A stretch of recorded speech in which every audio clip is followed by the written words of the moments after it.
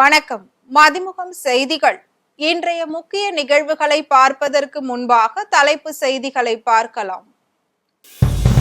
சர்வதேச புலிகள் தினத்தில் தமிழ்நாடு பெருமையுடன் கர்ஜிக்கிறது. முதலமைச்சர் மு.க. ஸ்டாலின் பெருமிதம். நாசா இஸ்ரோ இணைந்து உருவாக்கிய அதிநவீன நிசார் செயற்கைக்கோள் நாளை GSLV F-16 ராக்கெட் மூலம் விண்ணில் பாய்கிறது. அமெரிக்கா அழுத்தம் கொடுத்ததால் தான் போர் முடிவுக்கு வந்தது. ட்ரம்ப் மீண்டும் திட்டவட்டம். கச்சத்தீவு அருகே ராமேஸ்வரம் மீனவர்கள் 5 பேர் சிறைப்பிடிப்பு. இலங்கை கடற்படை அராஜகம். காசா விவகாரத்தில் மோடி அரசு மௌன பார்வையாளராக இருப்பது கோழைத்தனம். காங்கிரஸ் மூத்த தலைவர் சோனியா காந்தி கண்டனம். சர்வதேச புலிகள் தினத்தில் தமிழ்நாடு பெருமையுடன் கர்ஜிக்கிறது என முதலமைச்சர் மு.க. ஸ்டாலின் பெருமிதமாக தெரிவித்துள்ளார். இது தொடர்பாக முதலமைச்சர் மு.க. ஸ்டாலின் தனது எக்ஸ்தல பதிவில் சர்வதேச புலிகள் தினத்தன்று தமிழ்நாடு பெருமையுடன் கர்ஜிப்பதாக தெரிவித்தார். NTCA வின்படி 306 புலிகளுடன் இந்த வெற்றி நமது வன ஊழியர்கள் மற்றும் கடினமான நிலப்பரப்புகளில் முக்கியமான வாழ்விடங்களை பாதுகாக்கும் வேட்டை எதிர்ப்பு குழுக்களின் தோள்களில் தங்கியுள்ளதாக குறிப்பிட்டுள்ளார். வன பாதுகாப்பை அதிகரிக்க 1947 கள பணியிடங்கள் நிரப்பப்பட்டுள்ளன. நவீன உபகரணங்கள், தொழில்நுட்பம் மற்றும் அர்ப்பணிப்புள்ள கால்நடை மருத்துவர்களுடன் வனப்படைகள் மேம்படுத்தப்பட்டு வருவதாகவும் முதலமைச்சர் தெரிவித்துள்ளார். ஒழுங்கமைக்கப்பட்ட வனவிலங்கு குற்றங்களை தடுக்க ஒரு சிறப்பு பிரிவான தமிழ்நாடு வன மற்றும் வனவிலங்கு குற்ற கட்டுப்பாட்டு பணியகம் உருவாக்கப்பட்டுள்ளதாக கூறிய முதலமைச்சர், நமது புலிகளை காப்பாற்றுவதில் நமது காடுகளின் ஆன்மாவை பாதுகாக்கிறோம் என தெரிவித்துள்ளார். இஸ்ரோ நாசா இணைந்து உருவாக்கிய நிசார் செயற்கைக்கோள் ஜூலை 30ஆம் தேதி விண்ணில் ஏவப்பட உள்ளது. ஆந்திர மாநிலம் ஸ்ரீஹரிகோட்டாவில் இருந்து ஜூலை 30ஆம் தேதி மாலை 4:50 மணிக்கு நிசார் செயற்கைக்கோள் விண்ணில் ஏவப்படுகிறது. இந்திய விண்வெளி ஆராய்ச்சி நிறுவனம் மற்றும் நாசாவின் முதல் கூட்டு செயற்கைக்கோளான நிசார் இஸ்ரோவின் GLSV F-16 ராக்கெட் மூலம் ஆந்திர மாநிலம் ஸ்ரீஹரிகோட்டாவில் சதீஷ் தவான் விண்வெளி ஆய்வு மையத்தில் இருந்து விண்ணில் ஏவப்படுகிறது. ராக்கெட்டை விண்ணில் ஏவுவதற்கான 28 மணி நேர கவுண்டவுன் இன்று பிற்பகல் 1:40 மணிக்கு தொடங்குகிறது. இது குறித்து இஸ்ரோ தலைவர் வி. நாராயணன் கூறும்போது, பூமியில் இருந்து 242 கிலோமீட்டர் தொலைவில் சுற்றி வரும் செயற்கைக்கோள் எந்த கால நிலையிலும் பூமியின் துல்லியமான படங்களை எடுத்து தரும் என்றும், மண் சரிவுகள் போன்ற இயற்கை பேரிடர்களை முன்கூட்டியே அறிய முடியும் என்றும் தெரிவித்தார்.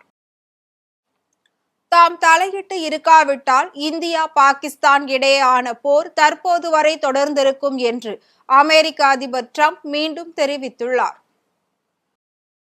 பஹல்காம் தாக்குதலில் ஈடுபட்ட தீவிரவாதிகளுக்கு பாடம் புகட்டும் வகையில் ஆபரேஷன் சிந்தூர் நடவடிக்கையை இந்தியா மேற்கொண்டது.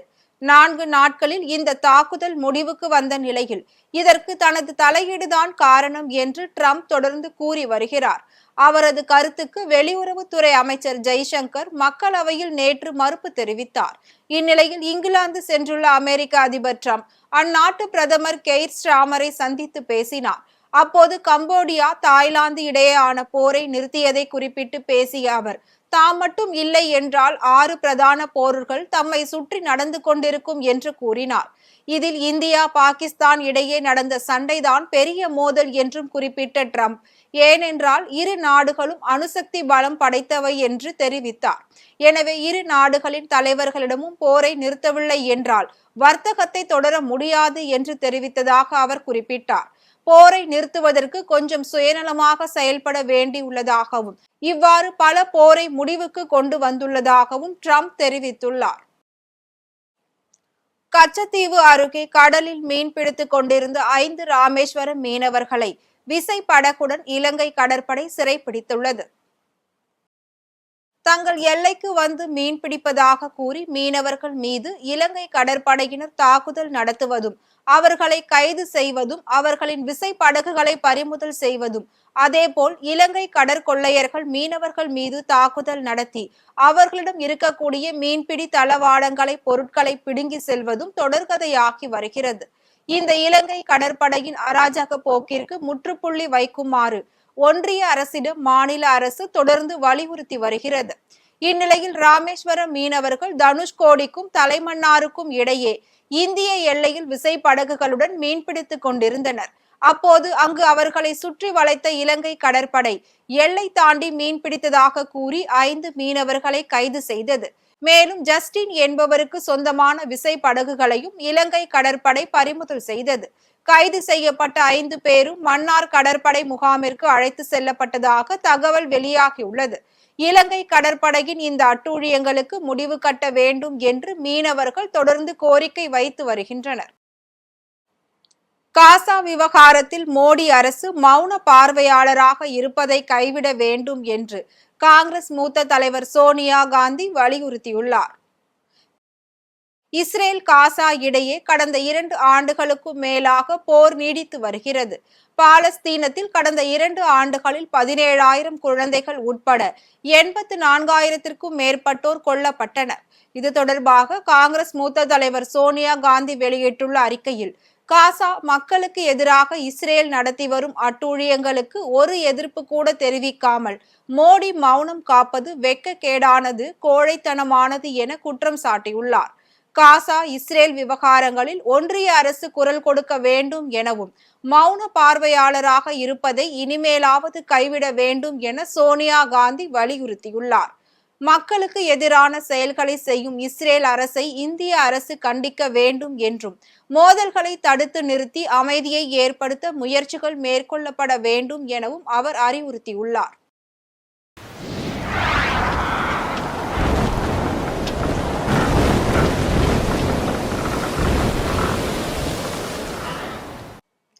தமிழகம், புதுச்சேரியில் ஆகஸ்ட் 2ஆம் தேதி வரை மழைக்கு வாய்ப்புள்ளதாக சென்னை வானிலை ஆய்வு மையம் தெரிவித்துள்ளது.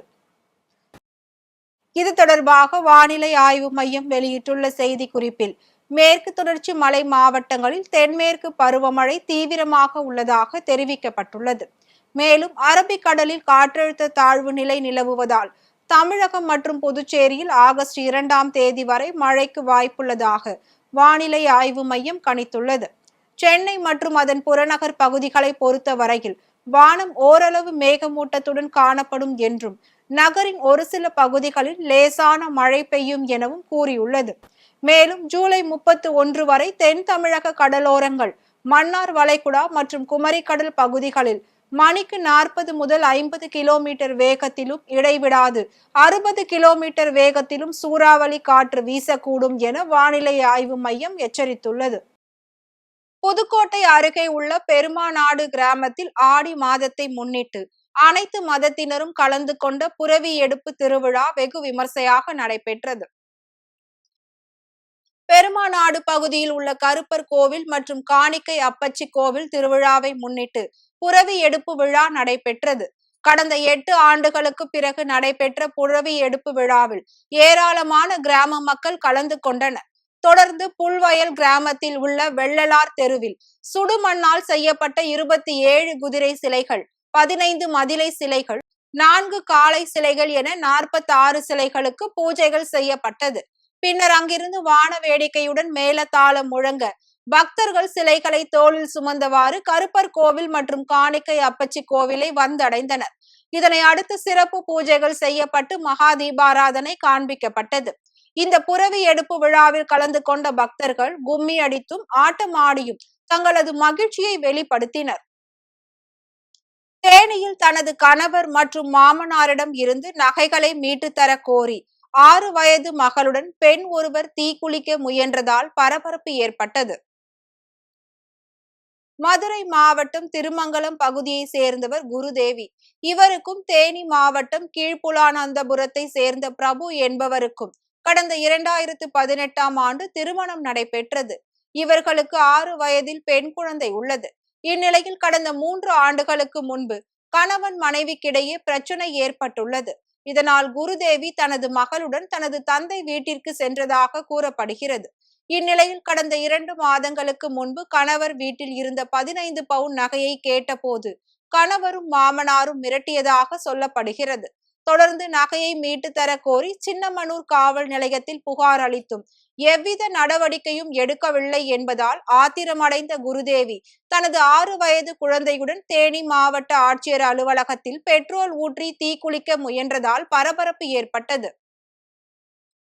திருப்பூர் மாவட்டம் தாராபுரத்தில் சொத்து தகராறில் வழக்கறிஞர் வெட்டி கொலை செய்யப்பட்ட சம்பவம் பெரும் பரபரப்பை ஏற்படுத்தியுள்ளது. தாராபுரம் அடுத்த சிறுகிணறு பகுதியை சேர்ந்தவர் தண்டபாணி. இவர் தாராபுரத்தில் தனியார் மெட்ரிகுலேஷன் பள்ளி நடத்தி வருகிறார். இந்நிலையில் இவரது அண்ணன் மகனான வழக்கறிஞர் முருகானந்தம் என்பவருக்கும் அந்த இடத்தில் பாகம் உள்ளது என வழக்கு தொடர்ந்துள்ளார். இது தொடர்பாக சென்னை உயர்நீதிமன்றத்தில் விசாரணை நடைபெற்று வருகிறது. தொடர்ந்து கடந்த 3 மாதங்களுக்கு முன்பு அனுமதியின்றி கட்டப்பட்ட 4வது மாடியை நீதிமன்ற உத்தரவின் பேரில் இடித்து அகற்றப்பட்டது. இதனால் இருவருக்கும் இடையே கடுமையான பகை ஏற்பட்டுள்ளது. இந்நிலையில் பள்ளியின் பின்பகுதியில் இருக்கும் தனது இடத்தில் முருகானந்தம் நின்று கொண்டிருந்த போது அங்கு வந்த நபர்கள் முருகானந்தத்தை அரிவாளால் வெட்டி கொலை செய்தனர். இந்த சம்பவம் தொடர்பாக தாராபுரம் போலீசார் வழக்கு பதிவு செய்து விசாரணை மேற்கொண்டு வருகின்றனர். புதுக்கோட்டை அருகே உள்ள பெருமாநாடு கிராமத்தில் ஆடி மாதத்தை முன்னிட்டு அனைத்து மதத்தினரும் கலந்து கொண்ட புரவி எடுப்பு திருவிழா வெகு விமர்சையாக நடைபெற்றது. பெருமாநாடு பகுதியில் உள்ள கருப்பர் கோவில் மற்றும் காணிக்கை அப்பச்சி கோவில் திருவிழாவை முன்னிட்டு புரவி எடுப்பு விழா நடைபெற்றது. கடந்த 8 ஆண்டுகளுக்கு பிறகு நடைபெற்ற புரவி எடுப்பு விழாவில் ஏராளமான கிராம மக்கள் கலந்து கொண்டனர். தொடர்ந்து புல்வயல் கிராமத்தில் உள்ள வெள்ளலார் தெருவில் சுடுமண்ணால் செய்யப்பட்ட 27 குதிரை சிலைகள், 15 மதிலை சிலைகள், 4 காளை சிலைகள் என 46 சிலைகளுக்கு பூஜைகள் செய்யப்பட்டது. பின்னர் அங்கிருந்து வான வேடிக்கையுடன் மேளதாளம் முழங்க பக்தர்கள் சிலைகளை தோளில் சுமந்தவாறு கருப்பர் கோவில் மற்றும் காணிக்கை அப்பச்சி கோவிலை வந்தடைந்தனர். இதனை அடுத்து சிறப்பு பூஜைகள் செய்யப்பட்டு மகா தீபாராதனை காண்பிக்கப்பட்டது. இந்த புரவி எடுப்பு விழாவில் கலந்து கொண்ட பக்தர்கள் கும்மி அடித்தும் ஆட்டம் ஆடியும் தங்களது மகிழ்ச்சியை வெளிப்படுத்தினர். சென்னை OMR சாலையில் மது போதையில் நபர் ஒருவர் ஓட்டி சென்ற கார் கவிழ்ந்து விபத்துக்குள்ளான CCTV காட்சிகள் வெளியாகியுள்ளது. சென்னை OMR சாலை சோழிங்கநல்லூர் டாலர் பேருந்து நிறுத்தம் அருகே கார் ஒன்று சென்று கொண்டிருந்தது. இந்நிலையில் திடீரென கார் கவிழ்ந்து OMR சாலையில் விழுந்து விபத்துக்குள்ளானது. இதனை கண்ட சக வாகன ஓட்டிகள் காரில் சிக்கிக் கொண்டிருந்த ஓட்டுநரை மீட்டனர். அப்போது அவர் அதிக அளவில் மது போதையில் இருந்தது தெரிய வந்தது. தொடர்ந்து OMR சாலையில் கவிழ்ந்த காரை போக்குவரத்து கிரேன் மற்றும் JCB மூலம் பத்திரமாக மீட்டனர். இந்நிலையில் மது போதையில் காரை விபத்துக்குள்ளாக்கிய கார் ஓட்டுநர் தேனாம்பேட்டையில் வசித்து வரும் குபேரன் என்பதும் அதே பகுதியை சேர்ந்த ஸ்ரீனிவாசன் என்பவரிடம் கடந்த 2 வருடங்களாக ஓட்டுநராக பணிபுரிந்து வருவதும் தெரிய வந்தது. இதனை அடுத்து குபேரனை காவல் நிலையம் அழைத்து சென்று போலீசார் விசாரணை மேற்கொண்டனர். இந்நிலையில் கார் OMR சாலையில் கவிழ்ந்த CCTV காட்சிகள் வெளியாகியுள்ளது. நாமக்கல் மாவட்டம் ராசிபுரம் புதிய பேருந்து நிலையத்தை அணைப்பாளையம் கிராமத்திற்கு இடமாற்றம் செய்வதற்கு எதிர்ப்பு தெரிவித்து 200க்கும் மேற்பட்ட பொதுமக்கள் நகராட்சி அதிகாரிகளிடம் மனு அளித்தனர்.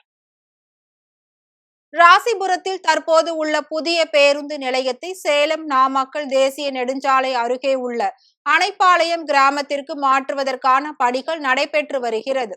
இதற்கு மதிமுக, அதிமுக, தேமுதிக மற்றும் வணிகர் சங்கத்தினர், தனியார் அமைப்பினர் என பல்வேறு தரப்பினரும் எதிர்ப்பு தெரிவித்து வருகின்றனர். மேலும் பேருந்து நிலையத்தை வேறு பகுதிக்கு மாற்றக்கூடாது என உயர் நீதிமன்றத்தில் வழக்கும் தொடரப்பட்டுள்ளது. இந்நிலையில் பேருந்து நிலையம் இடமாற்றம் தொடர்பாக ஆட்சேபனை அல்லது கருத்து இருந்தால் ஆகஸ்ட் 1ஆம் தேதிக்குள் மாவட்ட ஆட்சியர் அலுவலகத்திலோ அல்லது ராசிபுரம் நகராட்சி அலுவலகத்திலோ மனு கொடுக்கலாம் என அறிவிக்கப்பட்டிருந்தது. அதன்படி ராசிபுரம் நகராட்சி அலுவலகத்தில் 200க்கும் மேற்பட்ட பொதுமக்கள் வரிசையில் நின்று மனு அளித்தனர். மதிமுக பொதுச் செயலாளர் வைகோ மற்றும் முதன்மை செயலாளர் துரை வைகோ குறித்து தரக்குறைவாக விமர்சித்து கொலை மிரட்டல் விடுத்த நாஞ்சில் சம்பத் மற்றும் வல்லிம் பஷீர் ஆகிய இருவர் மீதும் நடவடிக்கை எடுக்க கோரி வேலூர் மாவட்ட காவல் கண்காணிப்பாளர் அலுவலகத்தில் மதிமுகவினர் மனு அளித்தனர். வேலூர் சத்துவாச்சாரியில் உள்ள மாவட்ட காவல் கண்காணிப்பாளர் அலுவலகத்தில் நாஞ்சில் சம்பத் மற்றும் வல்லம் பஷீர் ஆகிய இருவர் மீதும் நடவடிக்கை எடுக்க கோரி மதிமுக மாவட்ட செயலாளர் கோபி தலைமையிலான மதிமுகவினர் கோரிக்கை மனு அளித்தனர். அந்த மனுவில் நாஞ்சில் சம்பத் மற்றும் வல்லம் பஷீர் ஆகிய இருவரும் திட்டமிட்டு மதிமுக பொதுச் செயலாளர் வைகோ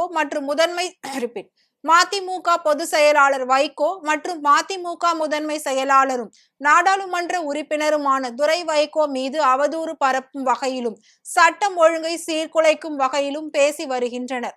மேலும் கொலை மிரட்டல் விடுக்கும் வகையில் பேசியது கலகம் ஏற்படுத்தும் வகையில் உள்ளது என குறிப்பிட்டுள்ளனர்.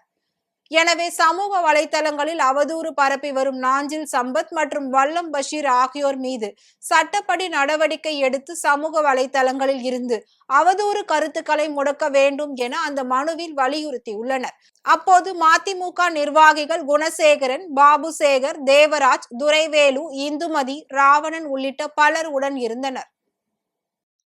சென்னையில் 22 கேரட் ஆபரண தங்கத்தின் விலை சவரனுக்கு 80 ரூபாய் குறைந்து 73,200 ரூபாய்க்கு விற்பனை செய்யப்படுகிறது. சர்வதேச பொருளாதார நிலவரத்திற்கு ஏற்ப இந்தியாவில் தங்கத்தின் விலை அவ்வப்போது உயர்ந்தும் குறைந்தும் வருகிறது. தொடர்ந்து படிப்படியாக உயர்ந்த தங்கம் விலை சமீபத்தில் 74,000 ரூபாய் கடந்து புதிய உச்சத்தை தொட்டது. இதனை அடுத்து தங்கம் விலை கடந்த சில நாட்களாக ஏற்ற இறக்கத்தை சந்தித்து வருகிறது. இந்நிலையில் இன்று தங்கம் விலை சற்று குறைந்துள்ளது. அதன்படி சென்னையில் 22 கேரட் ஆபரண தங்கத்தின் விலை கிராமிற்கு 10 ரூபாய் குறைந்து 9,150 ரூபாய்க்கு விற்பனை செய்யப்படுகிறது. இதேபோல் சவரனுக்கு 80 ரூபாய் குறைந்து 73,200 ரூபாய்க்கு விற்பனையாகிறது. வெள்ளியின் விலையில் மாற்றமின்றி 1 கிராம் வெள்ளி 126 ரூபாய்க்கும் 1 கிலோ வெள்ளியின் விலை 1,26,000 ரூபாய்க்கும் விற்பனை செய்யப்படுகிறது. சீனாவில் பெய்த கனமழையால் ஏற்பட்ட வெள்ளம் மற்றும் நிலச்சரிவு காரணமாக 4 பேர் உயிரிழந்தனர். சீனாவின் தலைநகர் பீஜிங்கில் பல்வேறு பகுதிகளில் கனமழை பெய்து வெள்ளம் பெருக்கெடுத்து உள்ளது. இதனால் நிலச்சரிவு ஏற்பட்டு பல்வேறு கிராமங்கள் பாதிக்கப்பட்டுள்ளது. பீஜிங்கின் மியூன் புறநகர் பகுதியில் 4,400க்கும் மேற்பட்டோர் தொடர் மழை காரணமாக வேறு பகுதிகளுக்கு சென்று விட்டனர். குறிப்பாக கார்கள் மற்றும் லாரிகள் வெள்ள நீரில் அடித்து செல்லப்பட்டது. குடியிருப்பு கட்டிடங்களும் நீரில் மூழ்கின. 10,000க்கும் மேற்பட்டோர் மின் துண்டிப்பால் பாதிக்கப்பட்டுள்ளனர். இதனிடையே கனமழை மற்றும் நிலச்சரிவால் 4 பேர் உயிரிழந்துள்ளனர். மேலும் 8 பேர் மாயமாகியுள்ளனர். இந்நிலையில் பீஜிங் மற்றும் 11 மாகாணங்களில் வெள்ள எச்சரிக்கை விடுக்கப்பட்டுள்ளது. அதாவது அடுத்த 3 நாட்களுக்கு வடக்கு சீனாவில் கனமழை தொடரும் என கணிக்கப்பட்டுள்ளது. இதனால் பொதுமக்கள் எச்சரிக்கையுடன் இருக்க அறிவுறுத்தப்பட்டுள்ளது. மீண்டும் தலைப்பு செய்திகள்.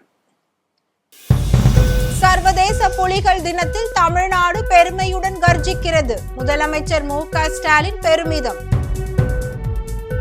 நாசா, இஸ்ரோ இணைந்து உருவாக்கிய அதிநவீன நிசார் செயற்கைக்கோள் நாளை GSLV F-16 ராக்கெட் மூலம் விண்ணில் பாய்கிறது.